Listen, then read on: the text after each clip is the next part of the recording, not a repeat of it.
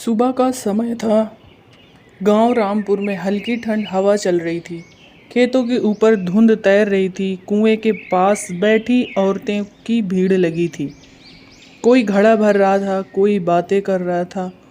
उसी भीड़ में नई बहू राधिका भी खड़ी थी। वह रस्सी से बाल्टी नीचे डाल रही थी, लेकिन उसकी नज़रें बार बार बांस की बाड़ के उस पार चली जाती थी जहाँ राधिका का मायका था। तभी पीछे से उसकी सास भगवानी देवी की तेज आवाज सुनाई दी। अरे राधिका, पानी भर रही हो या मायके की रखवाली कर रही हो? जब देखो तब उसी तरफ ताकती रहती हो। राधिका बेचारी घबरा जाती है। नहीं माँ जी, मैं तो बस पानी निकाल रही थी। ऊपर का पानी थोड़ा मिट्टी वाला हो गया है। अरे वाह, अब हमें पानी भरना भी सिखाएगी बहू रानी। तुम्हारी माँ ने क्या यही सिखाया है? माँ जी, मैंने ऐसा कब कहा? मैं तो बस सोच रही थी कि साफ पानी ले आऊं। बहुत सोचने लगी हो तुम। घर में इतने सारे काम पड़े हैं, उसका ध्यान नहीं है तुमको। चूल्हा अभी तक ठंडा पड़ा है, आटा नहीं गूंथा, गाय को चारा नहीं डाला, और तुम यहाँ खड़ी खड़ी हवा खा रही हो। मैं अभी सब कर दूंगी माँ जी, बस आप परेशान मत होइए।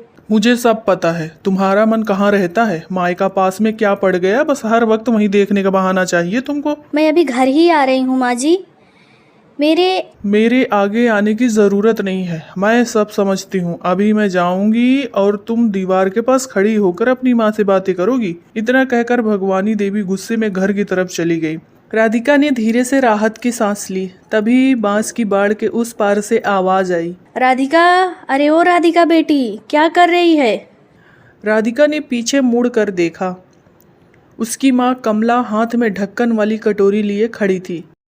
आज तेरी पसंद का आलू बैगन की सब्जी बनाई हूँ और गरम गरम पूड़ी भी रखी है, तेरे लिए लाई हूँ। अरे माँ, मत दो। सासू माँ ने देख लिया ना तो बहुत नाराज होंगी। नाराज होंगी तो नाराज होंगी। मेरी बेटी मेरे हाथ का खाना भी चैन से नहीं खा सकती क्या? माँ धीरे बोलो, कोई सुन लेगा।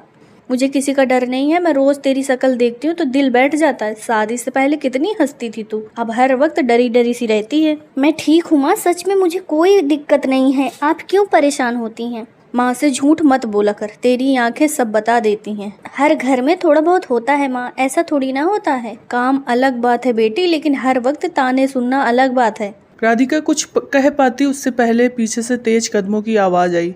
भगवानी देवी वापस लौट आई थी। उन्होंने कमला को देखते ही आंखें तरेर दी।